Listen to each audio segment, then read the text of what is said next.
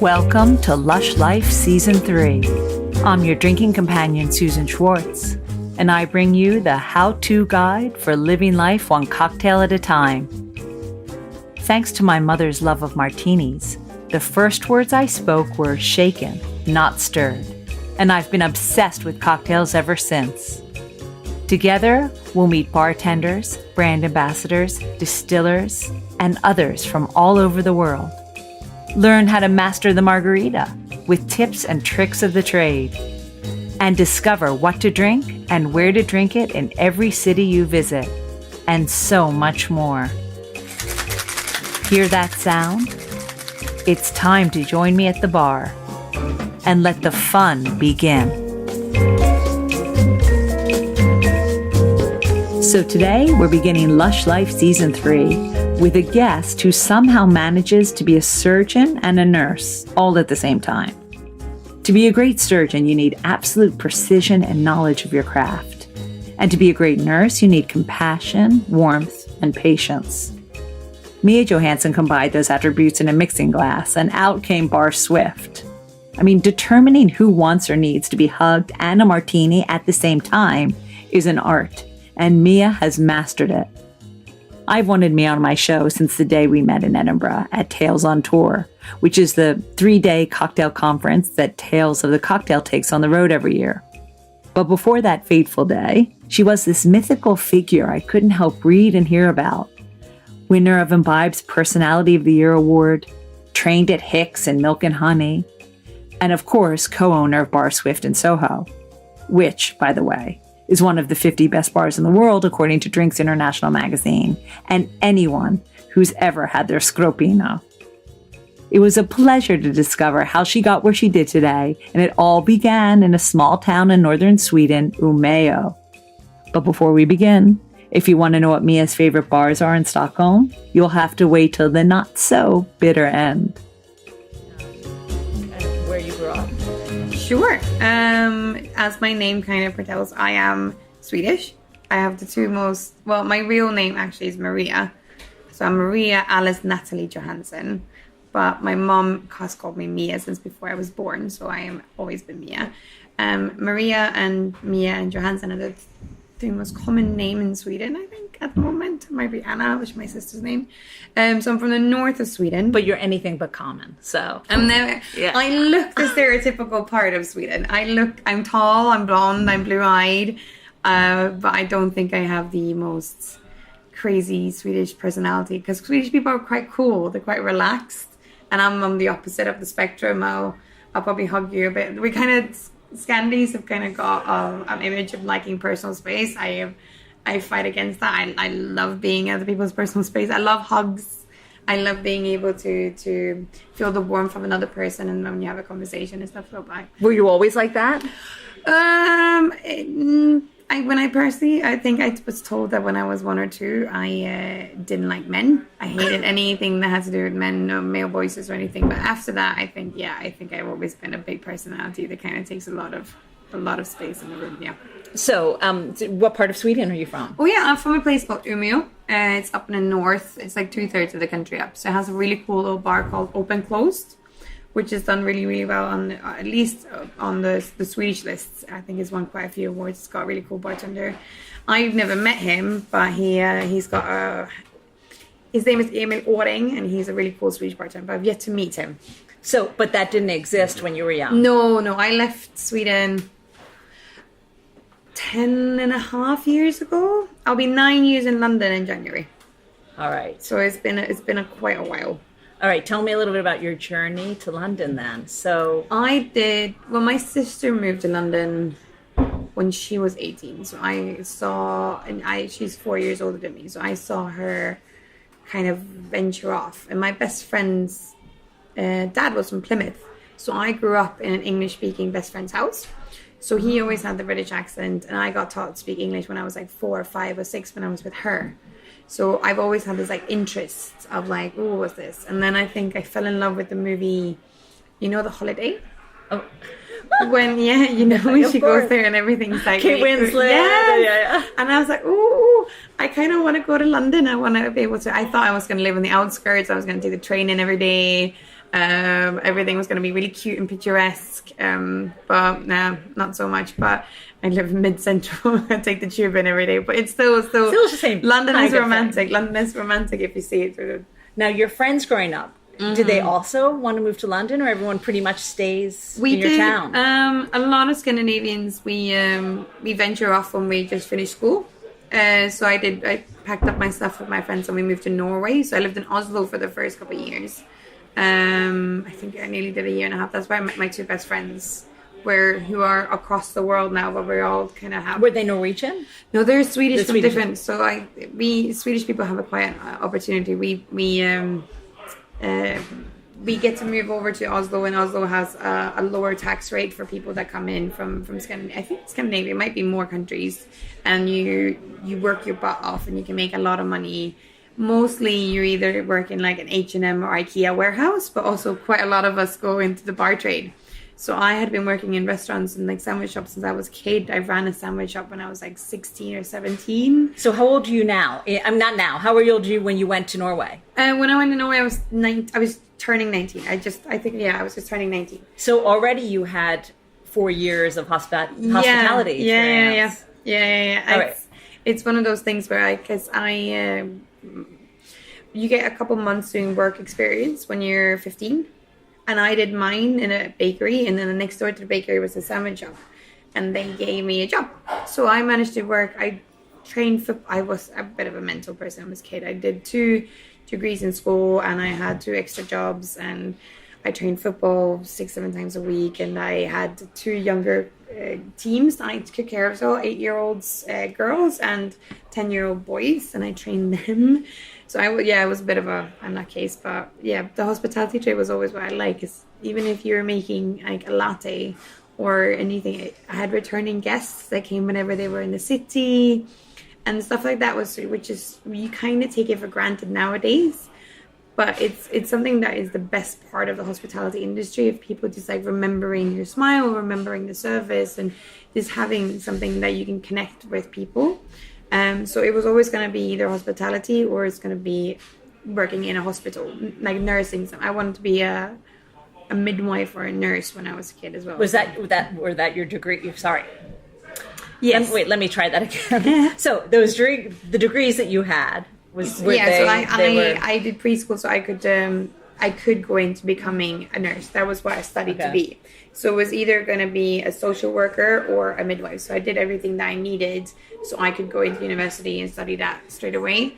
But hospitality kind of lets you travel. It's the most fantastic job ever because it allows both of us. You can kind of get a job. You can walk in and meet the people that work there personally straight away. Well, if you work in a bank, it's quite hard to go in and meet somebody. So when you're younger, if you don't have a really impressive CV when you're just starting off, you can really showcase your personality by meeting somebody, introducing yourself, and just having that like a facial recognition, just being like, oh, I'm here. You can trust me, I'm employable. But that's why they kept coming back to you in the bakery and in the coffee place. I think so. You were kind of hugging them with their coffees. Yeah, I have only realized this. I think it's not until like the last 4 years or so where people really realize, oh, Mia and her hugs. But I've always hugged. And I didn't know that was a thing that I did until somebody really started pointing it out. And I think it kind of became immortalized last year when my dear friend Hamish, he's the editor of Class Magazine, when he put me on the cover in a hug scenario. And I think since then, I've given out even more hugs. So it's good. I'm happy. I'm quite grateful. So did you start hugging people in Oslo? Yeah, 100%. I had the best boss in the world when I was in Oslo. Since I'm quite young, I've been my own boss for quite a few years. But I remember him fondly. His name is Jacob. He's from Austria, and he had a friend of his, and the friend ran the pub, and he ran Italian restaurant, even though it was Austria, and it was in the middle of a Oslo city, which is kind of like their Selfridges, would that make sense? And downstairs was kind of like the food area. And I remember, because we all moved over, all of us, and people went venturing out trying to find a job because you're going to have to survive and you didn't have any money when you're that young. And I went and literally physically handed in CVs to all these places. knowing full well that you want to be in hospitality. Knowing full well that this is kind of like what was going to make me be able to break the barriers as well, because when you work in hospitality, you get to meet a lot of people and they're always quite sociable. So when you move to a new country, it's a perfect opportunity to get friends and get coming into like a group of people that will include you, because people who work in hospitality are very inclusive of other new people, which is fantastic. So I still then had a little thinking I was going to go back to Sweden and become a midwife, because that was what your mom and your dad kind of put in the back of your head, going like, oh, go have fun for a few years and then you come back. But he gave me the job, and Jacob is the most hospitable person you'll ever meet. He has the biggest smile. He makes everyone laugh. He feels like he's like a really fun Italian mom. Like he would just be really, like his hands were always really big. But he taught me how to be nice to your staff and how you should work harder than they do. So he was always there. He was working morning, noon and night. And I think, bless him, I don't want to say how old he was, but he turned 60 when I was there. And that's quite a few years now. But he was the most, and he told me about these stories of how they used to travel on cruise ships and how they did really silly things in the 70s in those cruise ships, and how they had massive punch and then they got drunk and then they fell over and they fell in love and they fell in love again and then they fell in love a third time and all of these things. And I'm like, his stories were just so amazing. And I'm like, is this what hospitality lets you do? I guess lets you go and have lots of fun and travel and see the world. But he still taught. He had lots of expertise. So he taught me about different spirits, and he had a thing for aquavit. And then for Christmas, we bought him a special aquavit. And I know he was just the most fantastic thing. And I still have contact with him today. He still makes sure that I'm taken care of and everything is all right. And I write him happy birthday every year. And he's just the sweetest man ever. So were you making drinks at that point? I was pouring pints. Okay. I was pouring pints. We were trying to make drinks. I wouldn't personally call them so much so. But there were versions of like Lynchburg lemonades and Alexander's, but like with Baileys and cream and stuff like that. We were making very different versions of the Irish coffee that we have at Swift today, but we were making our versions of Irish coffee and stuff like that. So, but it wasn't, it was more the hosting and the teaching of like how to do it and how to run it, and the work morale that he really handed over to me. So when did you do like a 2-year stint in Oslo? Or yeah, we came. Well, when it came to an end, you know. Well, we when you had to go back or go somewhere. Well, we did this the traditional way. So I'd met my best friends there, and they worked in the same place as I did. So they were also in hospitality trade. So we saved up our money, and then we went backpacking through Europe. And then we kind of, we said our goodbyes, we packed our bags, and then we didn't really know where we're going to end up. Did you always, even while backpacking, hear the voice of London calling you? Oh, yeah. I knew I was going to end up in London. London was always happening. Like, Right. I didn't know when, I didn't know how, I didn't know who was going to take me. I didn't know if I was going to be able to afford it, but London was always coming. So now we were 20, and we set off sail, we went backpacking through Europe. We absolutely fell in love with Berlin. So we had a base in Stockholm because my best friend had just moved back to Stockholm before we went backpacking. So we did the backpacking, fell in love with it, spent quite a few months in Barcelona as well, making mojitos on the beach out of a backpack. It was really, really fun. And then we came back, and I think we spent the next quite a few months, nearly like I think 5-6 months. We both found boyfriends in Berlin, so we kept going between London and Berlin every weekend. And then now, were you working at this point or just having a good time? No, we were. I got a job when we got back. I got a job in this place called Grappa. This is why I got so much information on Grappa. Grappa is like the most unappreciated spirit. I love Grappa. Hey, you and me both. I love Grappa. Yeah, it's so good. I love it so much. But it's I worked in a place. What a dream! Isn't it just? It had a high. I was just turning. I think it was 20. Yeah, 20 turned 21. I spent a year in Stockholm, back and forth to Berlin. And I had 100 grappas in this place, and they were so good, and they had a fantastic wine list. I hope you tried every single one. Oh my god, I sold them all. I was constantly on this. I created my own like tasting mats. I was teaching people how to smell. I do this thing today. I still teach people how to smell grappa, how to walk through. I was reading books about it because we had this host who he was in, I think he was like late 30s, and he was really into, like, the scene then was kind of like head waiter style in New York City, where like if you're a head waiter, your knowledge need to be really forward and focused, and it was quite on trend with like champagnes then, and like Stockholm was really growing in like the bar culture scene. So he was taking us for like showing us all the ropes, all the fancy places. I realize now, because now I go back to Stockholm every year, and the cocktail scene is completely grown massively. But he was showing us the hotel bars, the fancy bars and stuff. So it was fantastic fun. But you know, that's why I love grappa. And then So is that where you started? That's kind of where I started with spirits. Falling in love with spirits? That was more spirits. I've never been a beer person. I've always, you know, when you're not allowed to drink when you're younger, I won't say any age, but like, you know, when you're not really, I drank whiskey and wine. I know that sounds very rebellious, and I know it sounds very bartendery thing to say now. Well, I used to steal creme de menthe. Oh, did and my you? parents didn't know, and they blamed my brother. Until recently, when I said, "Remember that creme de menthe?" and they said, "That was you." We knew you were going to do something with drinks. Did you? The way that's it. Oh, my mom. I used to put. But creme de menthe is not whiskey. No, by far. I drank. If I could buy it myself, I would buy whiskey. I think it was Four Roses mostly, Makers. So you started high. You started with the best stuff. Yeah. But if I was stealing from my mum, I would be pouring out of her Beefeater bottle, and I would put water back into it, thinking that was more or less the same thing. Did she know? Did she ever find out? Well, she always knew. Right, but like mothers do. Yeah, she's such a cool lady. I think she only busted me once or twice, but she would. I didn't do it too often. I was quite good at it. I was not responsible in every single way or shape or form, but I was respectful of my mother. So. Yeah, I think they made them. They don't drink too often, so I think they made a gin and tonic or a spritz or something in the summertime, and it was not as strong as they were kind of hoping it to be. So bless her. Yeah, no, yeah, that's where grappa was. I still today. Whenever Bobby and anyone has any questions about grappa, he always comes to me. Grappa and wine. What did we do? Yeah, that was kind of where I got to speak about spirits when.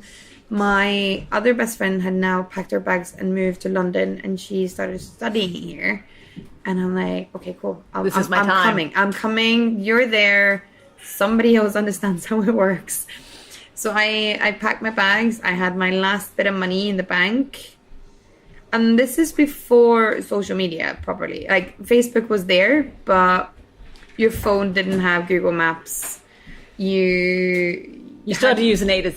Yeah, 100%. A to Z, and like I was told quite distinctively because I came over here, and my sister's old friend Simon, he was the nicest man in the world. I've known him since I was a baby, but he's definitely my sister's older friend, and he would look after me, and he's quite quiet, and he would always be like in the house. So my mom was quite pleased with. Like 21-year-old moving to London. Yeah. She was like, okay, cool, you're fine because Simon's there. Simon makes sure she comes home and she'll eat and stuff. But we moved down here, and I was told quite quickly that you have to pick 2 buses. Learn 2 buses. Because that will take you home and it will take you to work. And those will be your 2 buses. Because I'm like, how do you know? There are buses everywhere with different numbers. Where do you know? It is. Because now you go on Google Maps and it tells you City exactly Mapper, where to go. you know exactly where arriving in 30 seconds and things. And you have this like thing above the buses now as well. Tells you when they arrive. This didn't exist in 2009. Are you joking me? Oh my God. It was absolutely horrendous. But yeah, you accidentally fell asleep on the N29 home so many times. Ended up in Enfield. All of them. Yeah, it was good. So did you know that you were coming here to work in the hospital? Yeah. So the first, I had his friend, also an old friend of my sister, since they were all here, because her generation moved a few years before me when she was 18. She had a friend called Mario Sankren, and he's still here. He's been here forever, and he's a huge personality in the bar trade in London. And I called him and I said, I need a job. Like, where do I go? So he took me on a tour of Soho, which is really quite funny because we looked at the doors of Milk and Honey, and he said, that's Milk and Honey, but we can't get in.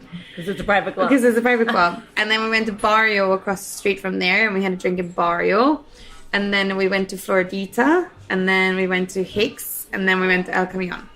And Hix had just opened its doors, and then I handed in my CV, that I worked really hard on. Trying to spiel it a bit more alcoholic than, no, not alcoholic, more alcohol focused than food focused, which is kind of had been previously. And I got 2 trials, both in Florida and a Hix. I just did 2 days later, I think, and I got both jobs. You're a wunderkind. I'm a wunderkind. Yeah, no, I got both jobs. And then... what made you pick Hix? Well, he told me. He's like, Florida is fantastic. I remember sitting in Florida and there was egg white. Like, this is 9 years ago. It was egg white in a drink. And I literally looked at it going like, who would put egg white in a drink? That's disgusting. Oh, but you learn so... it was a Sgroppino sour with egg white in it. Some people still say that, by the way. Really? Yeah. But now it's the most natural thing. Know, and I'm like, oh, it's like meringue. Fantastic. It's a binder. But like, I have this fun, like, weird thing where if I start a job, I have to leave as somebody who's vital for the business and for the team. I have to leave, like, I need to excel for my own good. So when I leave, I feel like I did my utmost and my best. So you're going to stick with it. Yeah, I will never leave a job ever until, like, everyone here, like, even if I don't like it, I'm very lucky I have really fantastic jobs. But even if it was something that I didn't care for as much, like in New York the team wasn't 100% for me in the beginning, I will rather change it, make sure it changes myself. I will put the effort in and change it than to like quit. If it's one thing, I'm not a quitter, which is bad. But no, I got the job at Hix, which was probably, I'm a bit of a... As we said, you chose Hix. I chose Hix. But it was the best decision ever made because... Did you know anything about Mark Hix really or Nick Strangeway? No, none whatsoever. Mm-hmm. And then my first boss is Nick Strangeway, and I'm across the street from Dick Bradsoe, and my new best friend was B, Dick's daughter, and she was literally the same age as me, and she was learning how to bartend as well. And Nick used to just give me... I started on the floor. And I did fantastic. I loved the floor, and we won time up. Especially if you were hugging. Yeah, no. Yeah, you started your hugging career as well. I'm good at getting the seats sat, so it was fun. And they were teaching me about everything from classics. But I remember when I was put behind the bar, and Bex Almquist. You know Bex Almquist? Yeah. She works for Absolute. She's fantastic. She was then the Absolute brand ambassador here in London, and she came in and she ordered a dirty vodka martini, and I was like, no idea how to make that. So she walked me through, and I was like, okay, fantastic, thank you very much. And I was like, don't tell Nick, because everything Nick made was batched. So yeah, like, everything you just had to do was kind of like, but if you had to like improvise and make a classic, you needed that knowledge. And I probably, if you heard dirty martini, you would scream, oh, who drinks that? Yeah. Even though I love them. Well, now I do, but it's one of those things where you were like, yeah, this doesn't look very tasty. People have been very snotty about them. Oh yeah. I remember David Schwimmer used to come into Hix back then, and in New York quite often. It's weird, but he likes drinking Hendrix martinis, dirty with Gibson, like with an onion. And I was like, that's really layer. So it's good. No, but I remember a funny story that I kind of liked to tell. I told a couple people.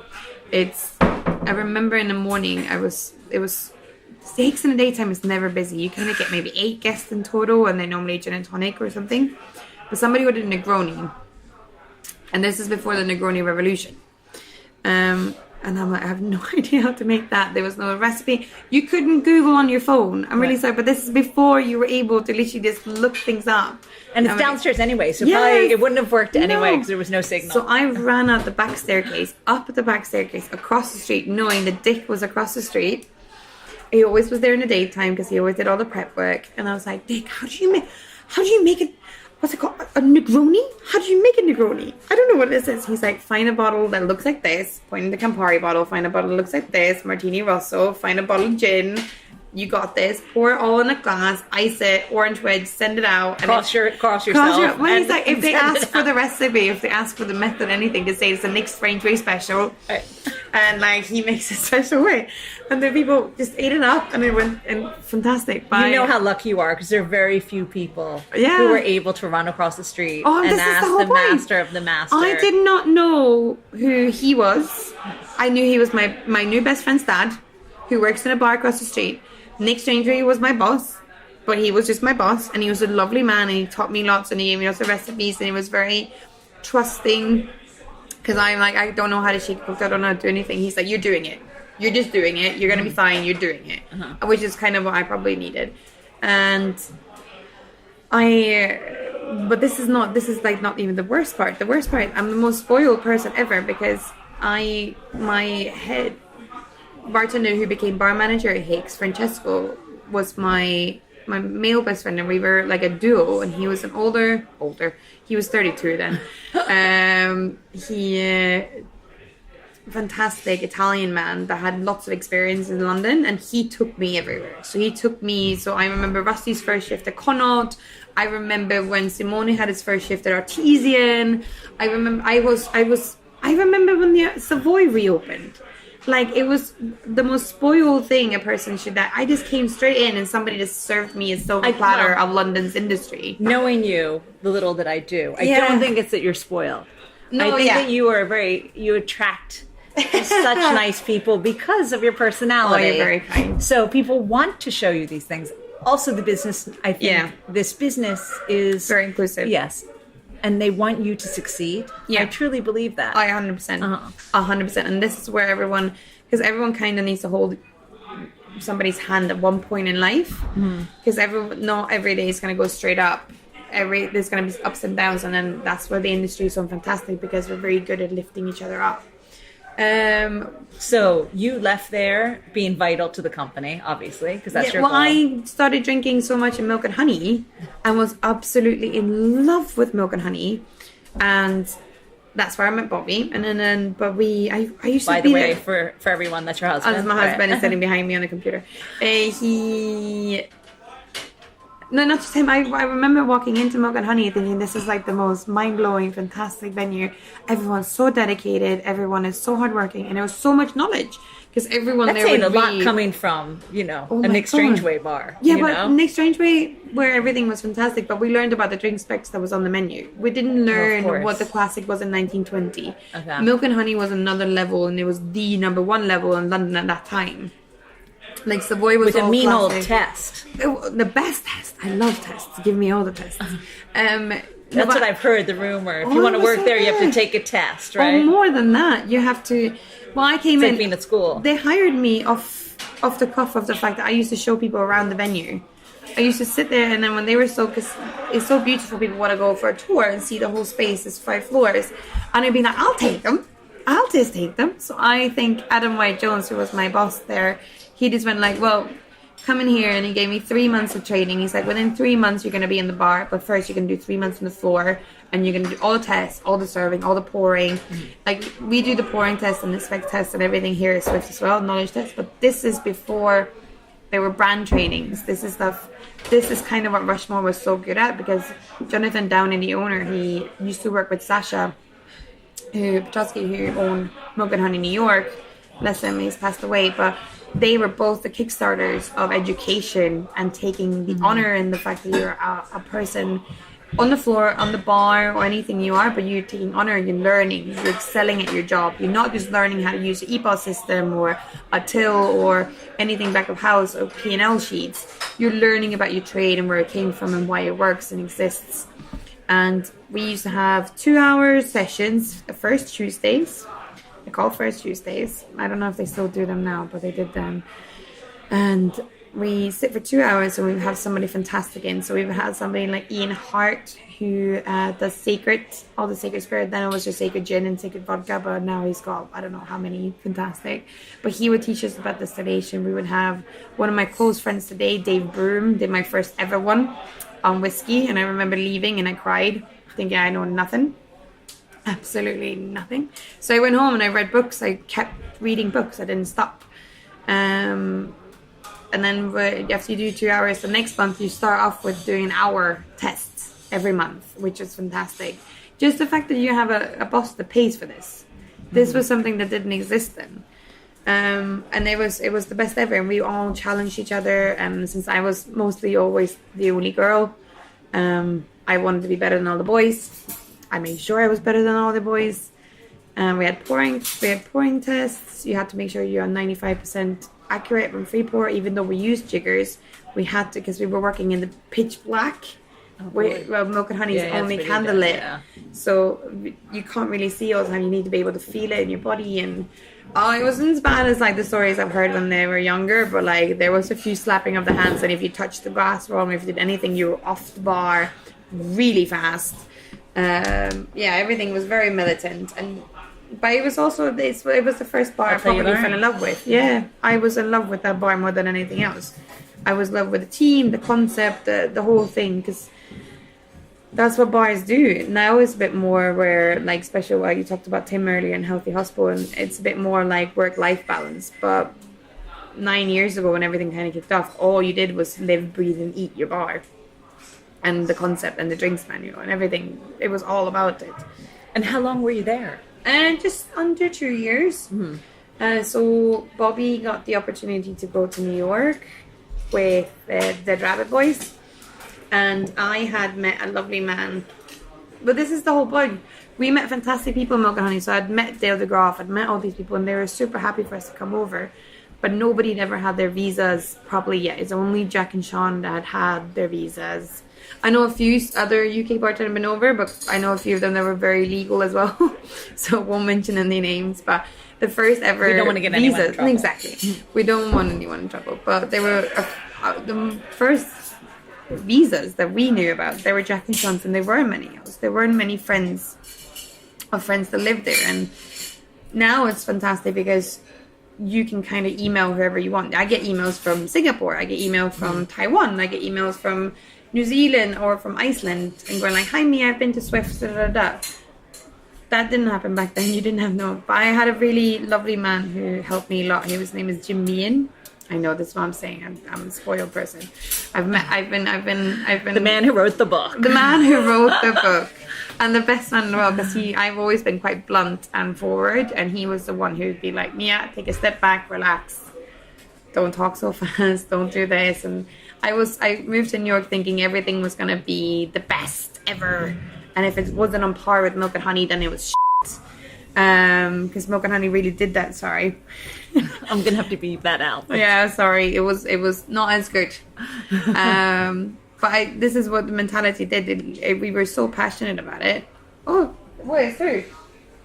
That we thought everything else that wasn't that was not good. Mm-hmm. And Jim made me kind of look up and appreciate the whole trade of hospitality again, and not just the surgical movements of the bartender, but the appreciation and the concept of talking to the guests and all of those things again, and just being, you don't have to always be 100%, you can be something else. So I always said that if you would compare London and New York then, London was the surgeon and New York was the nurse. Because it was much more than about having a conversation over the bar, and really good bars were opening up. So Pouring Ribbons was opening when we were there. Bobby was the Rabbit. I got the opportunity. He put me in contact with a fantastic man called Josh, who did all the bars for Andrew Carmelini, the chef. So the Dutch, the Library, Le Conde Verde. And they had just opened up a place called Lafayette. And I was lucky enough to do the drinks program and put the back bar and stuff together. And it was really, really good. But it took a while for New York to kind of break us, because that's what New York does. It breaks you down and then it builds you back up. But it's hard. The first year was hard, and the second year was perfect. It's interesting what you say about the surgeon versus the nurse, because you were planning to be a nurse. Yeah, exactly. So, and that, that's kind of why you got into it in the first place. Yeah. And then Milk and Honey turned you into the surgeon. The surgeon, where it's all about the drink. It's got to be the drink, the drink. And you sometimes forget that people don't come into bars just for the drink. They don't come to the bars because they're thirsty, I always say. Yeah. You go to the restaurant because you're hungry, but you don't come into a bar because you're thirsty. And it's all this. You like don't. At least you don't return to a bar because you're thirsty. You return to a bar because you had a lovely time. Exactly, and you get the hugs, and the hugs. That's the thing. Yeah. So not everyone. You kind of have to suss out who wants a hug and who doesn't want a hug. Exactly. You can't be hugging everyone because then you'll know one will come back. Have to see. Everyone has their personal space, and you kind of have to respect it. But so you, I guess, got in touch with that nurse again. Yeah, he made in New York. He made me. I kind of say always. He made me look up. He made me put my head that had been in the well for so long. He made me actually look up and look at the room. And it was the best thing ever, because he He's so calm. He's so collected. He's so intelligent. I've only had few. We've met quite a few times, but not too many. But when I did, it was the words that he spoke. I always remember. So he's a good man. I have a lot to thank him for. But when we were kind of done with New York, Bobby's my husband's dream from Milk and Honey days. I always asked him, going, like, what do you want to do? And he said, because he doesn't have the best back, which is very much a common case across a lot of people that work in the trade. I said, what do you want to do? I think 2012. And he said, I don't know. I want to go. He's like, after New York, I don't know what to do. But I'm like, do you want to be a brand ambassador? Because that was a rarity back then. I'm like, is this kind of a dream that you want to pursue? And he said, no. I said, do you want to be a consultant? And he said, not, I don't think for me, because the only consultant that we really knew then was like Nick Strangery and people as such. So it's kind of like a big deal. And I said, what do you want to do? He's like, I want to own my own bar. And I said, well, we're going to have to start now then. Because it doesn't take a week or two. It takes a long time. So when we got a phone call from a few friends back home here that they were wanting us to open a bar with them, we took the opportunity. We did, and it was a lovely bar, and it's up in Dalston, but we did it with some really poor business partners, and it wasn't for us. And that kind of taught us a long journey as well, where the industry really kept, when we got the bad end of the stick with that situation, the industry really came forward for us and helped us and supported us. Simon Thompson, who then ran Kalukale, in 2014, he gave us a phone call and said, do you guys want to do a little pop-up here? And we said, yes, please, thank you, something, please. Did you already have an idea of what kind of bar you wanted? Well, we'd built that bar. That bar was done. It was already running. It already won awards, and then we lost it. So we kind of felt like we lost our baby. So when we lost that bar to the bad business partners, the bar is still there. It's still a running concept bar, but it was kind of like, sorry, that was icing up the well. We were kind of stripped naked. And we were a bit lost for trust. And when Simon called us in to do the pop-up, and in a upstairs, I think they've renamed it again back to Job. It has a little room above, and everyone's been there, and it's fantastic. He gave that to us and went, this is yours, do what you want. So we did different things, but as soon as we opened the doors, there were industry downstairs, past the room, past the toilets. We had to close the front doors. Everyone came to support. A few people probably came for the gossip. They wanted to see what happened. But 99% of the people came, and they just paid money because they knew that we just lost everything that we had to our names. And we went through something very traumatic. And then they went like, how can we help you? And this is why this industry is so fantastic, because everyone is like a little weird cousin of each other. It's like, what can you do? Like, you might not be there every day of the week, but when somebody needs somebody, you're there. And that was what me and Bob, because we were ready to go. We're like, okay, when we're back to the States, then we'll do something else. We'll go. And then the industry literally just came and just went like, you're not going anywhere. You're staying here. We love you. So we did that, which was fantastic, which is also really good because it opened up the eyes of our two fantastic business partners. They had been to our previous bar, and then they came to Job. And me and Bobby because we had a previous business partner that we love. He's our best man at Bobby's wedding. His name is Durham Atkinson. He's now back in Sydney with his lovely fiance. But the three of us were trio. And we went for the last moment. I think we pulled our last pennies together and we bought a site. A premium site on Brick Lane, just top of Brick Lane. We were like, oh, this is the last. We were painting it ourselves again. We bought IKEA furniture, just open up the doors, we'll make something out of this. And just before we were about to open, we got given a notice with a few hundred signatures from the neighborhood. Because they'd Googled it, you have to put your name in the window. Don't worry, we're sitting in my bar. I know, but sorry, my hands are in front of me. I know it all ends well. It ends well. The story ends well, but still. So, yeah, it was quite a few traumatic years. You know, every time you put your heart and soul into something, and then seconds before. Before I was about to take off, it goes no. But that's the realism of it. This is why I love doing talks about how to open up a bar, because it's not as shiny as it looks on Instagram. It's not. It's none whatsoever.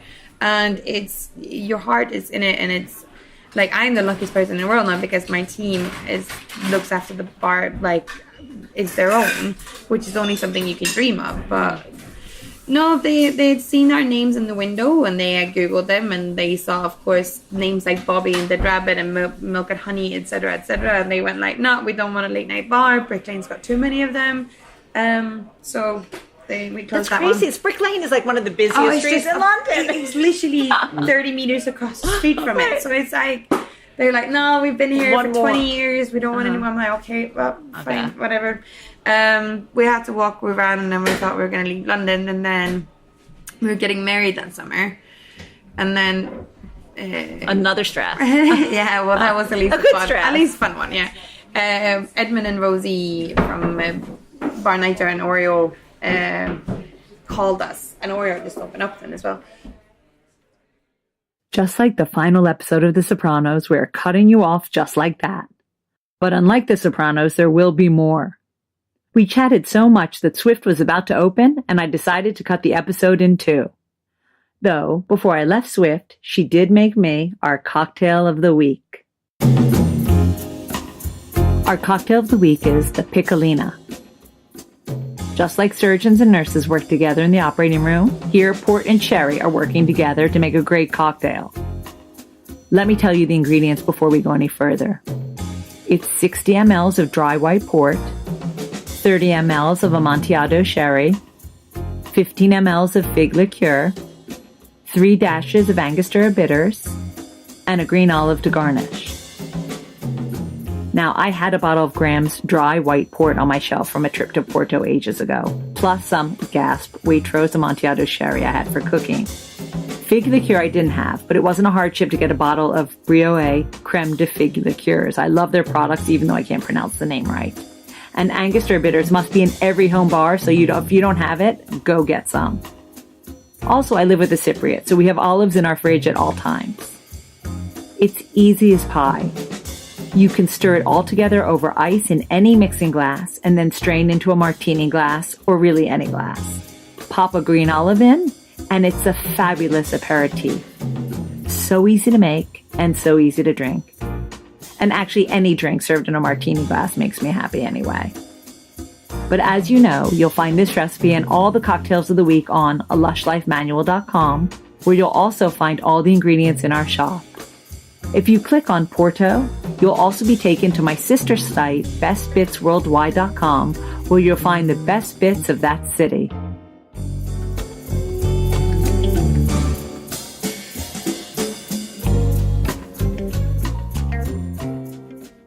As you know, Mia is back next week to tell us all about how Swift became Swift.